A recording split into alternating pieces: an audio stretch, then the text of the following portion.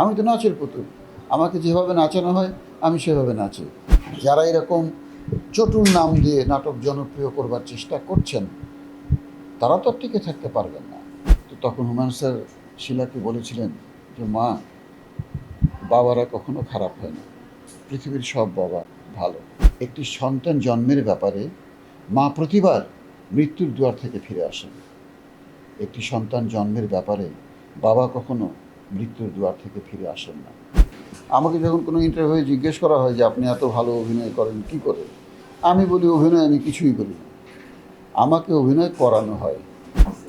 তখনকার চিন্তা তো অন্যরকম ছিল। ছোটোবেলায় যে ছবিটি দেখেছি, যে সিনেমাটি দেখেছি, সে সিনেমা এখন আমার কাছে মনে হয় অনেক সুন্দর সিনেমা দেখেছি। এখনকার সিনেমা কিন্তু মনে হয় যে না, তত ভালো না। কারণটা হচ্ছে যে সময়, চিন্তা, মানসিকতা এবং সময়ের সঙ্গে এগিয়ে যাওয়া। এখন মানুষ সময়ের সঙ্গে এগিয়ে যাচ্ছে, সুতরাং আমরা পুরনো সময়টা অনেকেই ভালো মনে করি, শ্রেষ্ঠ মনে করি। সেটা কিন্তু সত্যি না। অনেকেই বলবেন আমাদের সময় এটা ছিল, আমাদের সময় এটা ছিল, আমাদের সময় এটা ছিল। এটা কিন্তু ভুল। আমাদের সময়ের চাইতে এখনকার সময় কিংবা সামনের সময় অবশ্যই সুন্দর এবং অবশ্যই উন্নত। তো তখন ছোটোবেলায় দেখতাম, তো ছোটোবেলায় তো মগজ ছিল একদম ফ্রি, মগজ ভর্তি ছিল না নানান চিন্তায়। সুতরাং তখন সব জিনিসই অনেক সহজভাবে দেখেছি, সহজভাবে উপভোগ করেছি। কিন্তু এখন জীবন যুদ্ধের অসংখ্য যন্ত্রণায় যত কিছু দেখি তত কিছু কিন্তু অত ভালো লাগে না। এটার সঙ্গে আমার জীবনের, আমার মানসিকতার, আমার চিন্তা চেতনার অনেক সম্পর্ক আছে। সে কারণে আমরা মনে করি আগের ছবি ভালো ছিল, আগের কাজ ভালো ছিল, এখনকার কাজ ভালো না। এটা একদম ভুল ধারণা। আগের চাইতে এখনকার সব কিছুই উন্নত। আমাকে যখন কোনো ইন্টারভিউ জিজ্ঞেস করা হয় যে আপনি এত ভালো অভিনয় করেন কী করে, আমি বলি অভিনয় আমি কিছুই করি না, আমাকে অভিনয় করানো হয়। আমি যদি কোথাও ভালো অভিনয় করে থাকি সে ক্রেডিট 100% যিনি স্ক্রিপ্ট লিখেছেন তার এবং যিনি নির্দেশনা দিয়েছেন তার। আমার কোনো ক্রেডিট নেই। আমি তো নাচের পুতুল, আমাকে যেভাবে নাচানো হয় আমি সেভাবে নাচি। হুমায়ুন স্যার আমাদেরকে যত সুন্দরভাবে নাচিয়েছেন তত সুন্দরভাবে আর কেউ নাচাতে পারছেন না, এটা তো সত্যি।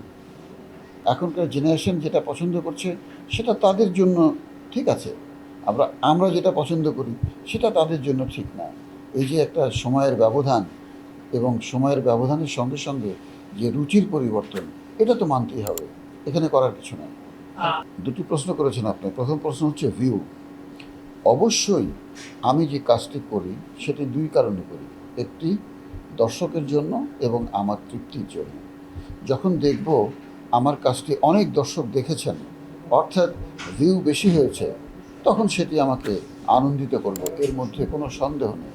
কিন্তু আমার কথা হচ্ছে যে আমি ভিউ অবশ্যই বাড়ানোর চেষ্টা করব।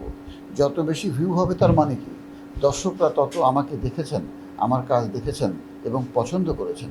এটা তো অবশ্যই আমার জন্য আনন্দের বিষয়। সুতরাং ভিউকে উপেক্ষা করার কোনো কারণ নেই। সেই একই কথা বলতে হয় যে ভালো মন্দ সব জায়গাতেই আছে। যারা চাচ্ছে একটা চমক দিয়ে দর্শককে নাটক দেখাতে, তারা সে চমক দেবেই। এটা তো এখনকার ঘটনা না, এটা তো শুরু থেকেই মানুষ সবসময় চমক দেখাবার চেষ্টা করেছেন এবং এটা এক ধরনের অসৎ কাজ।